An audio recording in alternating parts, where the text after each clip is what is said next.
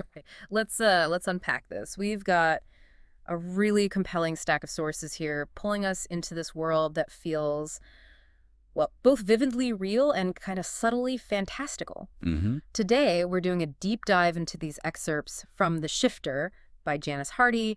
We're going to explore its layers of, occupation, this unique magic system tied to pain, and a central mystery. That's right. And the sources, they just drop you right into Geveg, this island nation, Mhm. kind of under the thumb of the Baziri Duke. Right. It's a place defined by its valuable mineral, pinvium, and just the struggle for survival under foreign rule. And our way into this world is Naya. When we first meet her, she's just desperate, trying to steal chicken eggs just to eat. It's a very, grounded start. Yeah, but you learn pretty quickly she's anything but ordinary. Hmm. Naya's got this secret, this powerful ability connected to healing, specifically manipulating pain. And that talent, it just throws her right into a much bigger conflict, doesn't it? Her sister's missing. Yeah, missing from the League of Healers, which seems all benevolent on the surface.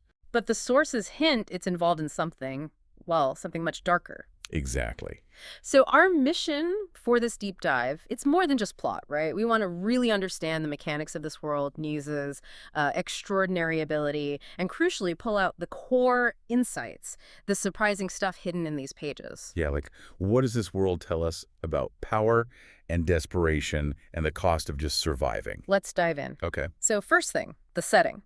Gaveg, under this Basari occupation, sounds rich in resources but basically stripped bare by the rulers. that's pretty much it. Pinvium, this mineral from the mountains, it's the key. Right. That's why Gavig's desirable, Right. why the Duke of Baver invaded. And the sources give you that visual cue, soldiers everywhere, blue uniforms, osprey emblem. You can't miss them. And there's that detail about the war 5 years back. Javejans fought, Basiri nobles just paid others to fight for them. Yeah, it sets up this stark tension immediately, doesn't it? Yeah. Class, nationality. Absolutely. It shows who bears the real cost. Right. Dravidians pay with their lives. Baziris profit from the resources. The governor general, the local Baziri boss, is mentioned as treating Javajians fairly. Compared to the Duke, yeah. But the sources kind of imply it's less about kindness, more about, managing the asset. Maybe hints at some division within the occupiers, too. And woven into all this is the healing, the pain manipulation. We hear about healers or takers. But Naya's ability, it's framed as something else. Yeah, that's a key thing from the sources. Others manipulate pain, but Naya can shift it. Shift it. How does that work? Like she can physically draw pain out of someone or even an object just by touch, Okay. and then push that exact pain into something else or even into herself. Wow. So her gift is tied directly to inflicting suffering, even if it's to heal. That creates a tricky moral space for her right away. And it's definitely not a recognized thing within the formal structure, the League of Healers. The League. That feels very official, almost bureaucratic compared to Naya's, raw talent. It is. The sources describe it, elders, mentors, apprentices like Tali, Yeah. wards, structured. But also restrictive, suspicious. Yeah, there's rationing, the wards are watched, and this undercurrent of suspicion towards Javajians, even the ones training there. The building itself. The sources use images like hissing cat, bold crab, mama croc.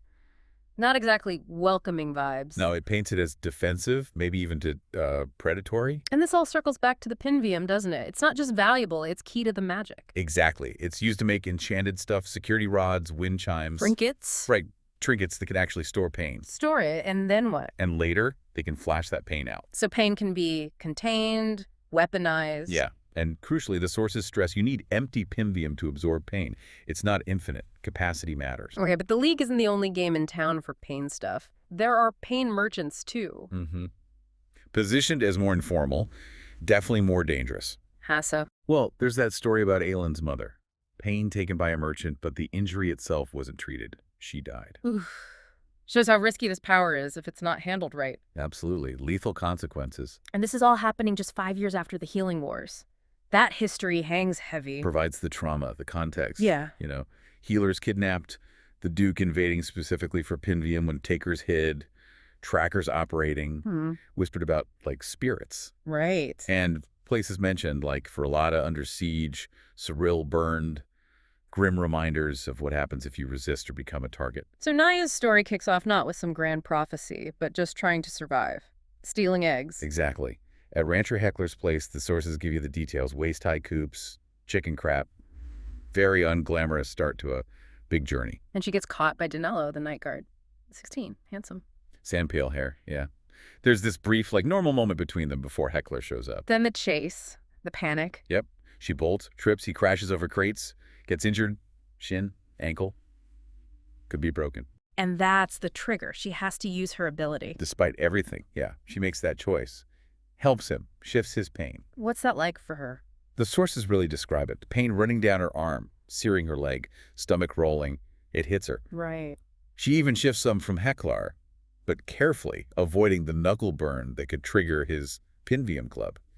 Shows she's got some control, some awareness. But then Danilo tells her to go, she escapes, and the consequences hit. Instantly.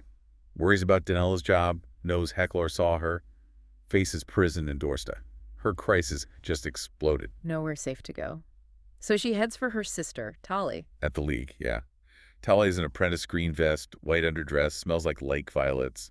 Naya finds her in the dorm, gets that glimpse of the League's rules, especially for Javisians. But she can't stay, so back to the boarding house. Millie's boarding house. And Millie's skinny brown arms, bat ears, resents the League, kicks her out. 1 day late on rent. Just like that. Just like that.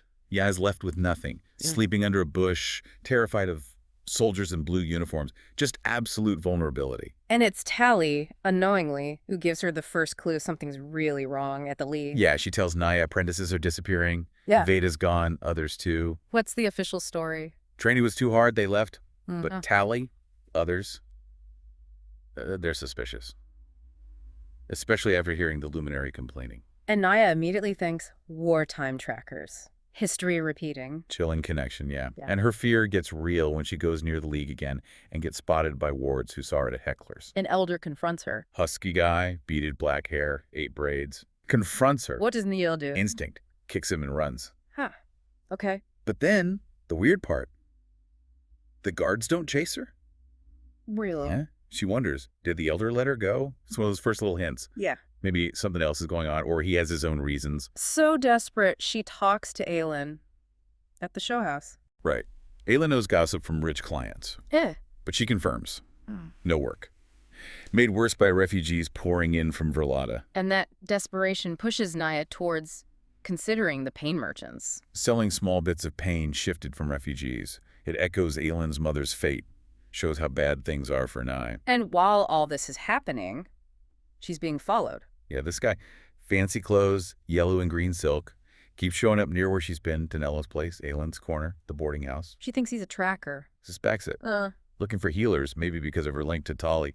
Aylin warns her, too. Adds to the pressure. Then boom, the ferry disaster. Sudden storm on the lake, yeah. Fishing boat sinks. Ferry breaks apart. Chaos. And Naya. Despite her own mess, she just rushes to help. Dives in, pulling people out, using her ability. Instinctively. But it costs her, right? Oh, yeah. The sources are clear. Fingers stiffen, heart feels numb. And she can't save everyone. Finds a boy. Too cold, too still.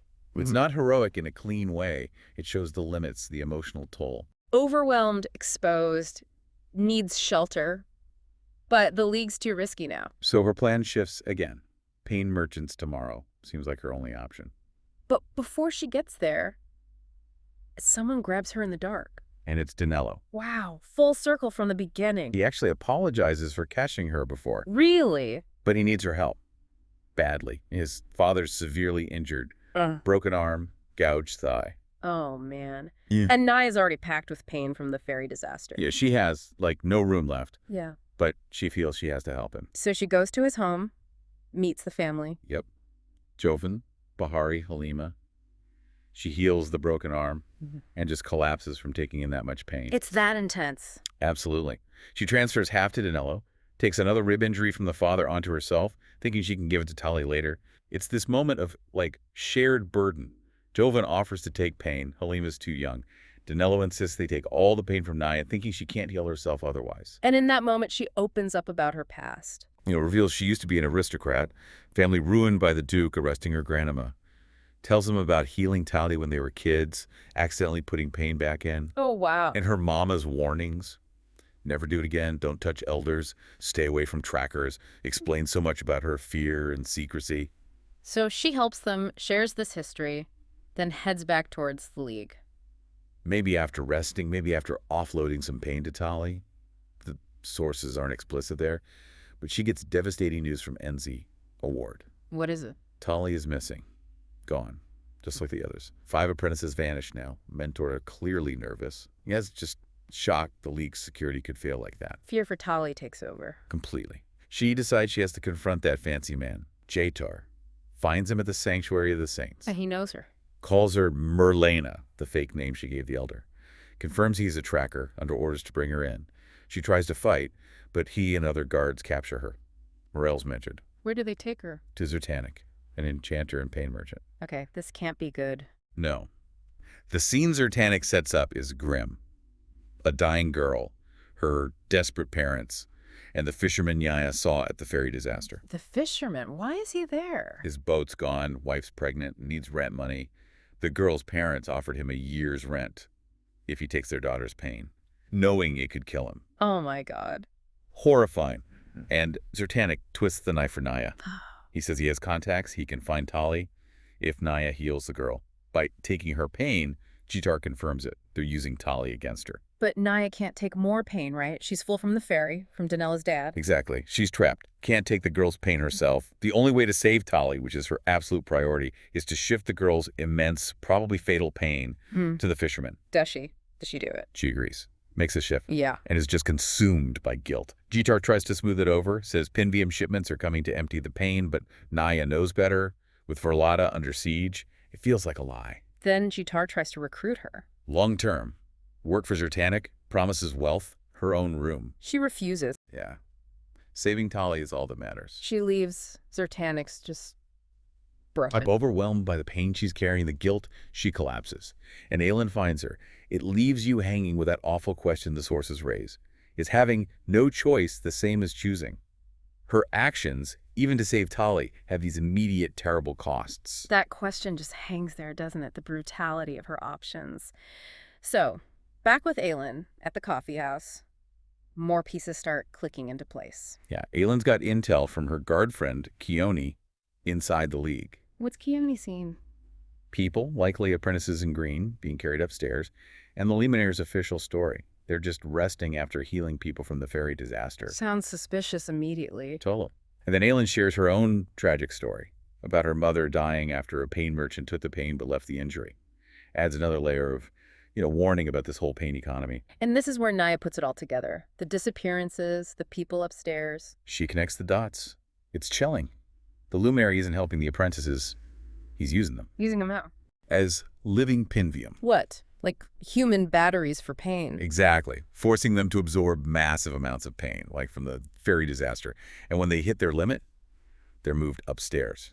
Presumably to die or be disposed of, their use just exhausted. That is horrifying. A complete betrayal of what the League claims to be. Naya tells Aelin, and Aelin doesn't hesitate. She helps Naya expose it. How? Helps her disguise herself as a League apprentice, dyes a dress green, makes a fake ponytail, and, crucially, gives her these bracelets. The ones with Pinvium beads? Yeah, designed to flash pain if someone grabs her hard. A small, clever defensive tool using the very magic they're fighting against. So Naya, disguised, infiltrates the League during the riots. Yep. Uses the chaos outside, bluffs her way past a guard using the name Tatza. Makes it to Tali's room. Changes into Tali's uniform, doesn't quite fit, but it gets her moving inside. Tries to blend in at the treatment ward. Yeah, but a heal master asks her to do a complex heal internal bleed. Now can't do that type. So she refuses. Claims she's sick. But another apprentice reports her. The Elder shows up. The same one from before, does he recognize her? Seems like it, but he accepts Tatza for now. Says refusing to heal is grounds for expulsion, though the heal master defends her. But then the Elder orders guards described as hired thugs, not regular League guards, to take her upstairs. Upstairs. To release her supposed injuries into Pinvium. That's the pretext. Yeah goes along, hoping it leads her to Tali. Yeah, and it does. It does. She's taken to the spire room, and the sources describe it just chillingly. Filled with apprentices on cots, obviously in agony. Oh, man. She overhears the guards. Another one, didn't think they had any left. Scraping the bottom of the barrel now, it confirms everything. They're living Pinvium. And she finds Tali there. Yeah. Pale, suffering in one of the cots. And this is where we get a huge reveal about Tali. What is it? Tali tells her she swapped places with Naya. When a guard, Linnell, came looking for Naya earlier, Tali stepped forward. Tali took Naya's pain burden, and Ya unknowingly took Tali's. They swapped identities to protect Ya. Tali did that for her. Wow. It's pivotal. Naya's hit with this wave of guilt. Her actions, her choices, they led directly to Tali suffering like this. She suspects Jadder told Zertanic about Tali, used it as leverage. But Nye has that Pinvium Zertanicu, right? The payment for hurting the fisherman. Yeah. She tells Tali they can use it, dump the pain into the Pinvium and escape. Another impossible choice nested inside the last one, using the reward from one awful act to fix another. So with the truth out, Tali found. Naya makes a move, a bold one. Almost reckless, she decides to provoke the Luminary directly, cause chaos, maybe give Tali a chance to slip away. What does she do? She takes those Pinvium chunks and throws them at the guards. Whoa. Okay, and Here's where her unique ability just blows things open. The Pinvium flashes pain, knocks the guards out cold. she can trigger pain from raw Pinvium, not Yeah. just shift it. Exactly. That's a critical insight. It's not just moving pain between things. She Mhm. can weaponize the mineral itself. She even kicks a downed guard. Pure determination. The luminary shows up then. Yeah. Amidst the chaos. Looks nervous. Tali tries to leave with Keon. It turns out he was in the room, ordered to escort her out. But Naya gets caught. And then Linnell appears, the guard Tali swapped with. Yep. And she's not limping anymore. She's been healed. She sees Naya, identifies her, tells the luminary everything to swap, Naya healing Tali to escape, and crucially, that Naya flashed raw Pinvium. That ability really stands out to them, huh? Oh, yeah. The luminary's shocked, notes that Vio, who works for the Duke, didn't report it. Confirms Naya's power is rare, potent, and that the luminary and Vio were keeping secrets from the Duke. They have their own agenda. And then another player enters, Soak. Right. Another apprentice, Soak, shows up, reveals he heals super fast, maybe immune to pain, calls himself Renewable Walking Pinvium. Like Naya, he's different. Exactly. Escaped the siege of Rolata. The sources explicitly link those. They're both different. He throws his lot in with Naya. So Naya and Soak make a break for it, onto the roof. Yeah. Slide down the dome, crash to the window, maybe using the Pinvium flashes again. Land in the sunroom full of guards. Realize, okay, need a better plan? See more guards below in the gardens. Yep. And Naya comes up with this wild physical move. What is it? They'll jump. Off the roof edge, 7-8 feet, right onto the guards below. Use the Pinvium sack for extra weight. That's audacious. Does it work? It does. Knocks the guards out. Shows Yeah. Naya's just willing to do whatever it takes. They hide in the bushes, and then They're found by Danilo, Aelin, and Tali. they came back for her. Yeah, they mounted their own rescue attempt. How's that reunion? Tense. Danilo's frustrated, calls Naya stupid for going back alone, says she should have brought another healer with the Pinvium. Aelin and Tali admit how scared they were, real emotions boiling over. And the chaos outside, it gets explained. The gathering bell rings. Heelmaster Ginkef makes an announcement. What does he say? The official lie. The missing apprentices died. From a disease they caught healing fairy victims, and their bodies were disposed of. What? Covering their tracks completely. How does the crowd react? Anger. People talk about no Pinvium, attacking League. Aelin says it feels like the old riots. Suggests this cycle of unrest tied to the League's power and control. So the group needs shelter again. Back to Aelin's. Yeah, huddled there, cramped, scared as the riots rage outside. And then Keone shows up. Aelin's guard contact. Looking for Naya. He brings huge news. What did he hear? Overheard the Luminary and Venat. They're planning their escape.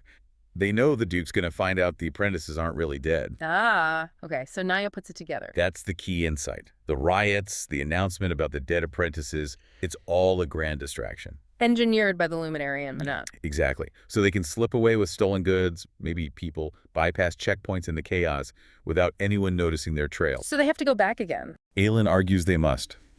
Expose the Luminary. Save any remaining takers before he kills them, or the Duke cracks down on Giveg because of the riots. Sorrel is the warning. Nyai agrees, adds the risk to the Governor General, too, if the truth doesn't come out. What about Zerwick? He's overwhelmed, scared, decides to stay behind, guard Aelin's place. Understandable, really. Before they go back in, Nyai needs to be sure about her power. Wants to test if she can flash that Pinvium deliberately. The stuff from Zertanic, she asks Tali for the chunks. One's meant for the fisherman's pain. Wow. Everyone else leaves the room for safety. Just Naya, Tali, Danilo. Yeah. Naya focuses, throws the chunks at the wall. They flash pain. It works. She can control it. They have a weapon, albeit one born from a really dark choice. Armed with this Yeah. knowledge, this ability, they head back into the League during the riots. Ya, Tali, Danilo, Aelin, Keone. Sneaking again, rooftops, walkways. Encounter more guards. Yep, blocking their path. Nye and Danilo spot her skirt hanging over the roof edge, like a marker they left. They use Keone's somehow distraction. Pull them up. Get to a window near the spy room stairs. Find guards outside the spy room door. Mm-hmm. An extra one this time. They figure Vinot must be inside. How do they pass? Keone tries shouting, luring them away, but it goes wrong. Court guard grabs Naya, pulls her into the room. Tali jumps him. Danilo attacks the guard, knocks him out. But then a third guard runs out. Stabs Danilo. No, is he okay? He falls, bleeding badly. They scramble, drag him inside the spy room. Aelin and Tali shove the door shut. Danilo, injured, pushes against it while Naya throws a latch. Barricaded, guards pounding outside. And inside, the apprentices. Yeah, about 21 of them. Still in cots, suffering. The living Pinvium battery room. Okay, they're trapped. Naya uses her Pinvium weapon on the door. She tries. Throws the chunks. Oh. But nothing happens. Tries again. The Pinvium just disintegrates. Sand and mist. It's empty. Used up. Their weapon is gone, just when they need it most. Exactly. It's a critical moment. Danilo wonders aloud, does Pinvium have a limit? Like people? Ya thinks back. Did flashing pain damage the door earlier when she threw it? Maybe it affects objects too? The door breaks open. Yeah. They need weapons. Danilo finds a sword. Nya realizes she has to go back to her core ability. Shifting pain directly. Aelin helps. Holds a guard's arm through the gap in the barricade. Nya touches him, shifts the pain. Crushed bones, he screams. Another apprentice bravely offers their hand. Nya shifts pain from a second guard through them. That's incredibly intense, using pain itself as the weapon in defense. It buys them time, allows the apprentices, freed from some pain maybe, to get mobile. They drag cots away from the door. So they make a break for it. Danilo takes the sword. Tali leads the escape with him. Ya follows. Apprentices grab swords from the guards Nya took down in the hall. Ya steps over the guard she shifted into. He's not moving. She sees Vino groaning at the top of the stairs. They're out of the spire room. But as they move through the League, more guards blocking a hall. And Linnell shows up again. Yeah, not limping anymore. She's with another apprentice, Mestov, who's asking guards to let them pass. Is it another trap? Feels like it. Double doors open, and Zertanik emerges. Oh no, not him again. Orders guards, bring the girls in. Keone's captured too, looking furious at Linnell. Zertanik calls Keone useful. So Naya's dragged in with Linnell. Into a room with Zertanik and the Luminary. What happens now? The Luminary asks Linnell about Nye. Linnell repeats her report. Naya does more than shift. She flashed raw Pinvium, healed Tali to escape. The Luminary's still fixated on Vinel not reporting that unique ability. Shows how important it is. Nye pushes back, tells them they can't hide this. Yeah, says everyone knows about the missing apprentices. Zertanik just brushes it off, says Jaytar's rounding up any escapees. Arrogant. Then Zertanik makes another offer. A final one. A job for Naya, emptying Pinvium from a huge slab they have there. She refuses again. Yes. The Luminary looks nervous, muttering about the plan not changing. And then Zertanik reveals the endgame to Naya. But what is... He and the Luminary will fake their deaths in the riots, plant evidence to blame Jevegs. The Duke will retaliate, massively, wipe them out. That's their plan. Devastating. Yaz sees the slab, this massive block of Pindium, and she connects it back to the fisherman. His hope for a year's rent, a year of safety for his family. A year. She wonders, could emptying this slab buy Gaveg time? Maybe a year. Time to find a leader, time to prepare. He realizes this is her role. Yeah, a profound moment. Her fate isn't just healing, it's protecting, speaking up, doing the impossible. She decides she has to trade her life to save them all, stop Zertanik's plan. So she accepts his offer to flash the slab. She accepts, knowing or believing it will kill her, the ultimate sacrifice. Emptying her life into it to save her city. Wow. Yeah, touches the slab, pictures Dandelion's this small, quiet image. Yeah. And flashes it. What happens? Describe it. Immense, overwhelming pain described in the sources. The Pinvium dissolves sand, mist. A gale force wind rips through the room. Zertanik and the Luminary scream. In silence. Yeah, does she die? She survives. What? How? Thrown back, covered in ice crystals, numb, injured. But alive. It's completely unexpected. She thought it was suicide. What about Zertanik and the Luminary? Gone. Zertanik disintegrated, just like the Pinvium. Yeah. The Luminary. Just his gold rank bar and red mist. dead. Naya is shocked she lived through flashing that mountain of pain. Who finds her? She's crawling through the wreckage, and Jitar calls her name. Jaitar, the tracker. Yeah, finds her, helps her out, gives her his shirt, even notes his own scars. This completely unexpected rescuer. That alliance shift is fascinating. Tali and Danilo arrive then. Frantic, asking what happened to Vanishing, Jitar hiding them, the noise, the luminary dead. Does Nye explain? Says there's no time, they need to heal people. Jitar left a sack of pinvium and list. Fisherman's name first. So they go, Nya, Tali, Danilo, Aelin. Yep, go to heal the people Nye shifted pain into. Start with the fisherman. Then the farmer family, where the women took pain from the men injured at the ferry. Shows how the pain spread, how the community bore the burden. Danilo. How's he feeling? Crushed by guilt.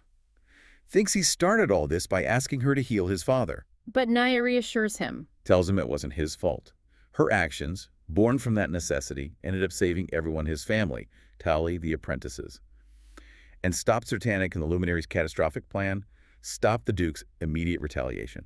So Naya has this huge realization about herself, her abilities. Shifting pain, surviving the flash, emptying Pinvium.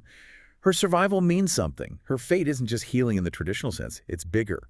Protecting, speaking up, doing the impossible. She decides her past now is to find and protect other takers. A new mission. Does she have allies? The team forms right there. Aelin's immediately in. You mean we? Nice. Danilo. He's hesitant, still injured, more grounded maybe, but he agrees. Says it'd sure be handy to have someone around who knew how to use a rapier. Huh. Practical. Their first step. Find the takers Linnell was focused on. Hints at this network within the League they need to reach. But the danger's not over, right? The occupation. Still very real. Danella reminds her. The Governor General will be looking for her. Nya knows. Says they'll use crowds. Caution. Be careful. And one last crucial detail. Nya confirms it to Tali. She is immune to flashed pain. Immune, wow. The sources end with Nye, and knowing their path ahead was not going to be easy. What an incredibly intense deep dive through these sources. Just, wow. We started with Nye just trying to get by, right? Stealing eggs, then uncovering this absolutely chilling secret, the League, using apprentices as living Pinvium, navigating this whole web of power corruption. On seeing these unexpected alliances form under just immense pressure, Jedar, Keone. The sources really force you to grapple with the cost of these impossible choices Naya faces, don't they? Absolutely. Her ability, which started as this dangerous secret, this burden, it becomes her most powerful weapon. Allows her to not just survive, but to actually dismantle this corrupt system built on exploiting people like her. And think about that final reveal. Naya's unique immunity to flashed pain. She can wield this incredibly destructive force, the very essence of suffering in this world, without being harmed by it herself. Right. She survived flashing a literal mountain of contained pain and walked away.